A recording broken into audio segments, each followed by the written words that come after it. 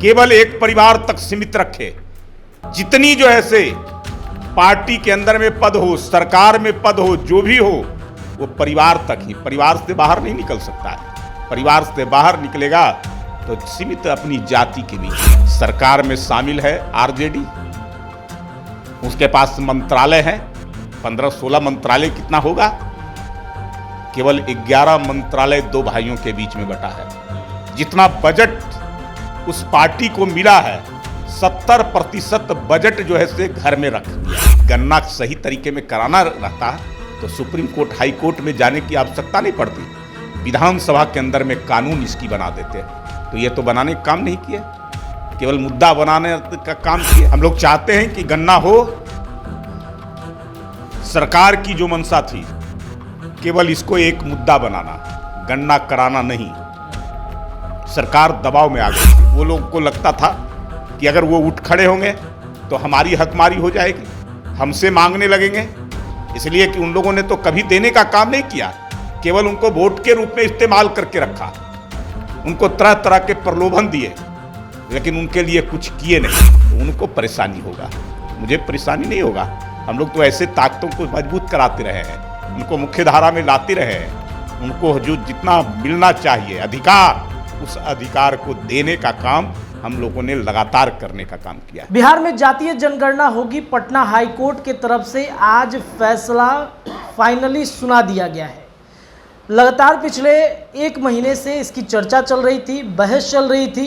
3 जुलाई को समय दिया गया था इस पर बहस करने के लिए।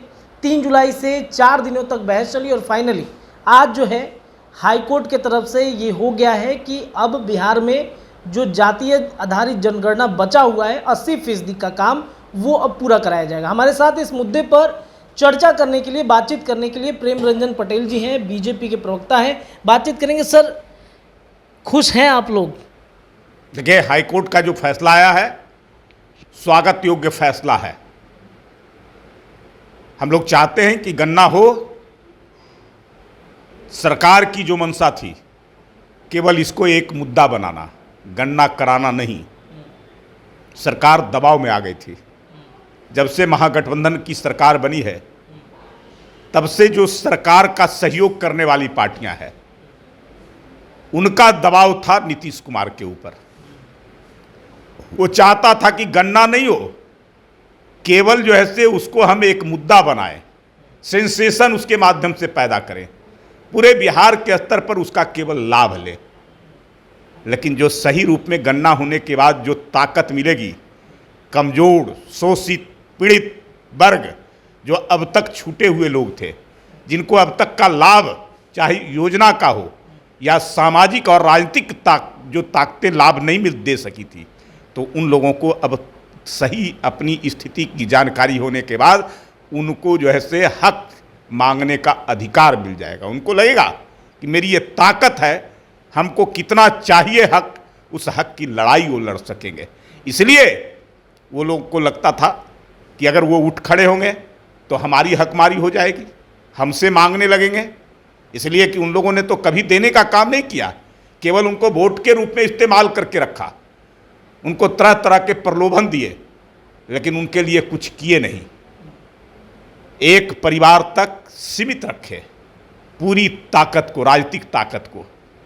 तो अब तो लग रहा है कि जो कमज़ोर ताकतें हैं, छोटी छोटी कमज़ोर वर्ग, वो सब खड़े हो जाएंगे, अपनी ताकतों के आधार पर हिस्सेदारी मांगेंगे। तो उनको परेशानी होगा, मुझे परेशानी नहीं होगा। हम लोग तो ऐसे ताकतों को मजबूत कराते रहे हैं, उनको मुख्य धारा में लाते रहे हैं। उनको जो जितना मिलना चाहिए अधिकार, उस अधिकार को देने का काम हम लोगों ने लगातार करने का काम किया है। तो फिर विरोध सर हो रहा था इसका, बहुत विरोध हुआ, उसके बाद हाई कोर्ट में चला गया, फिर सुप्रीम कोर्ट में गया। विरोध किस बात का हो रहा था? विरोध करने वाले से पूछिए ना, या जो नहीं कराना चाहते थे गन्ना, केवल राजनीतिक लाभ लेना चाहते थे, उनसे जाकर करके पूछिए कि क्यों इस प्रकार का करना। अगर गन्ना सही तरीके में कराना रहता तो सुप्रीम कोर्ट, हाई कोर्ट में जाने की आवश्यकता नहीं पड़ती। विधानसभा के अंदर में कानून इसकी बना देते। तो ये तो बनाने का काम नहीं किए, केवल मुद्दा बनाने का काम किए।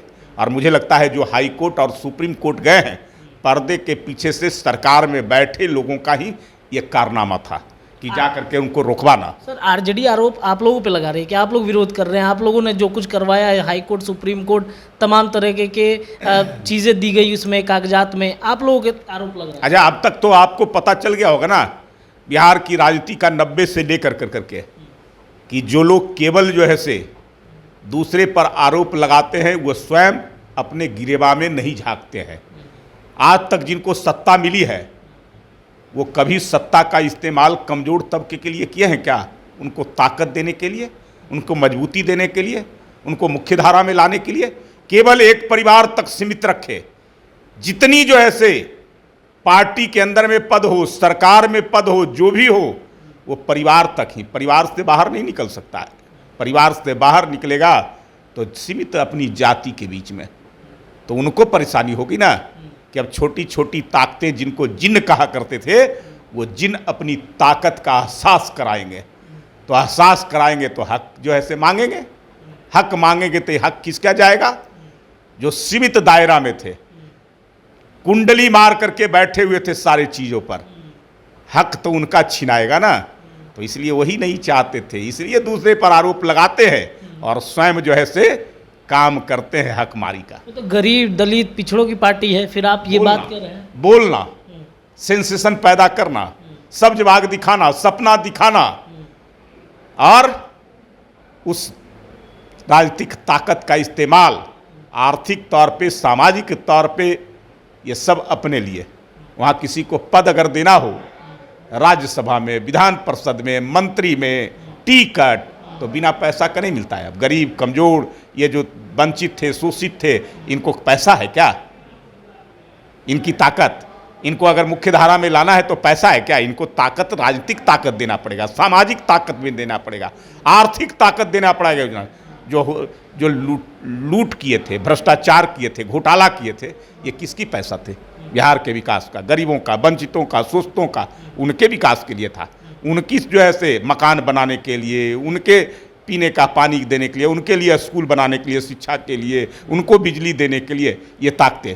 तो ये जो है से पैसा जो बंदर बाट किए, उनको ताकत नहीं दिए, उनको जो है से मुख्य धारा में जोड़ने का नाम नहीं किए, उनकी स्थिति को ठीक नहीं किया, आर्थिक स्थिति को, तो उन्हीं को परेशानी होगा। प्रधानमंत्री नरेंद्र मोदी ने वो ऐसी ताकतों को शक्ति देने का काम किया है। आपने देखा है कि 48 करोड़ जनधन खाता खुलवा करके डीबीटी के माध्यम से सीधे उनके खाते में उनकी योजनाओं की राशि जो लाभ का है देने का काम किया। गरीब कल्याण योजना के तहत पूरे देश में 80 करोड़ लोगों को मुफ्त में 5 किलो अनाज देने का काम ये किया उन्होंने किया। उज्ज्वला योजना के तहत 12.5 करोड़ लोग घरों में महिलाओं को मुफ्त में गैस कनेक्शन देने का उन्होंने किया। लगभग 12 करोड़ घरों में स्वच्छता योजना के तहत शौचालय निर्माण का उन्होंने किया कि जो वंचित थे, जो झोपड़ियों में रहते थे, उनके लिए पक्के मकान देने का और मकान के साथ उसमें हर प्रकार की सुविधाएं देने का काम उन्होंने किया। इस काम को लोगों के रोजगार खड़ा करने के लिए, चाहे वह रेहड़ी पटरी वाले छोटे मोटे दुकानदार हैं, उनको भी जो है से ताकत देने का पैसा के माध्यम से, या मुद्रा बैंक योजना के तहत छोटे छोटे व्यापार रोजगार खड़ा करने वाला, उन सबको ताकत देने का काम किया उन्होंने।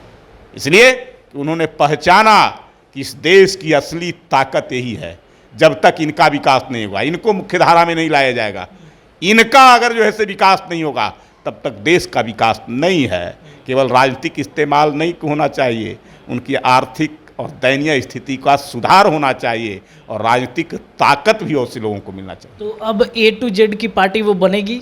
आप तो MY समीकरण की चर्चा कर रहे थे कि यहीं दोगों में सीमित रह गई है, तो अब जातिगत जनगणना होगी तो A to Z की पार्टी उनकी बनेगी? अरे भाई, वो तो माई समीकरण कहते हैं और कभी लाभ के लिए A to Z बताते हैं और उसके बाद आज बता दीजिए जो ऐसे सरकार में शामिल है RJD, उसके पास मंत्रालय है 15-16 मंत्रालय, कितना होगा? केवल 11 मंत्रालय 2 भाइयों के बीच में बटा है। जितना बजट उस पार्टी को मिला है 70% बजट जो है से घर में रख दिए हैं। तो बता लीजिए जो है से किसको लाभ दे रहे हैं, किसके लिए वो काम कर रहे हैं? किसी को जो ऐसे दूसरे को ताकत देते हैं क्या? दूसरे को मुख्यधारा में लाते हैं क्या? दूसरे को राजनीतिक ताकत देते हैं क्या? सबको हैसियत बता करके रखते हैं और सारा लाभ सारा फायदा अपने लेते हैं। तब उनको नुकसान होगा कि अब जातीय गणना के आधार पर अब ये अपनी अपनी ताकत की पहचान कराएंगे। उनको अपना पता चलेगा कि हमारी हैसियत क्या है और उस हैसियत से अपनी लड़ाई स्वयं लड़ेंगे। बीजेपी खुश है जातिगत जनगणना? निश्चित तौर पे हम लोग चाहते थे पहले भी विधानसभा में सर्वसम्मत प्रस्ताव पारित कराने का हो, प्रधानमंत्री से सर्वदलीय डेलीगेशन मिलने का हो, सब में साथ रहें। शुरू से हम लोगों का था कि जातीय गणना होना चाहिए ताकि जो है से शोषित, वंचित, दबे कुचले, जिनको अब तक हकमारी होती रही है, जिनको वंचित रखा गया है, जिनको जो ऐसे योजनाओं का लाभ नहीं मिला है, उन सबको जो है से पता चलना चाहिए कि हमारी क्या ताकत है और हमको कहाँ रखा गया है। चलिए, तो बीजेपी ने कभी विरोध नहीं किया जातिगत जनगणना का, हमेशा साथ रही और आज भी जब हाईकोर्ट का फैसला आया है तब भी आज बहुत ज़्यादा सपोर्ट है। फिलहाल इस वीडियो में इतना ही। तमाम चर्चाएं लगातार हम करते रहेंगे। देखते रहिए हमारे चैनल बिहार टॉप। अपनी राय कमेंट सेक्शन में छोड़िएगा। वीडियो को जितना हो सके शेयर कीजिएगा। बहुत बहुत धन्यवाद।